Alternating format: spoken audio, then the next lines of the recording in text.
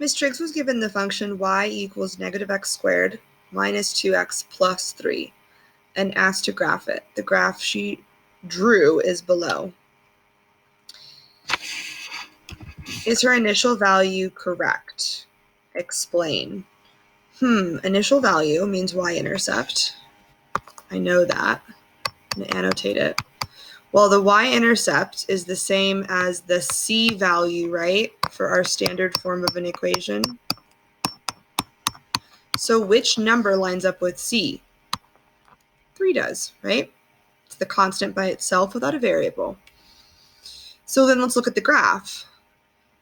The graph crosses the y-axis at -3, right? Well, that's not correct. So no, I was wrong. I took +3 and I started to cross it at -3. So no, that's wrong. And you should have said because the y-intercept of the function is +3, but the y-intercept of the graph is -3. Is her concavity correct?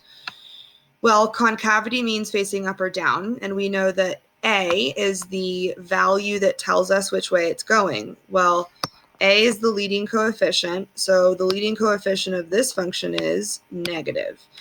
Well, a negative leading coefficient tells me it should be concave down.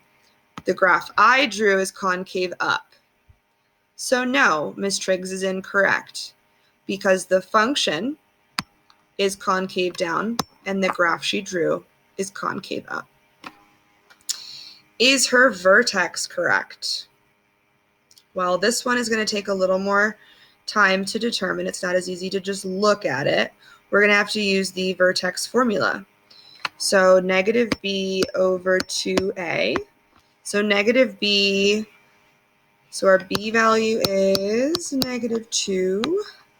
Our a value is -1, so let's plug those in. -2 over 2 times -1.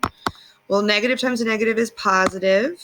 2 times -1 is -2, so we have a -1. Pause. -1. That's our x value.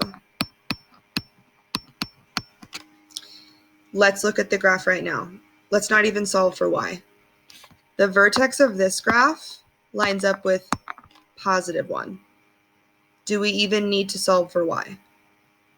No, right? Stop there. Don't do more work. Clearly, my vertex will be incorrect even if we plug the -1 in because it's not the same x value. So you should say no. The function has an x value of -1, but Ms. Triggs graphed the vertex of the function for +1.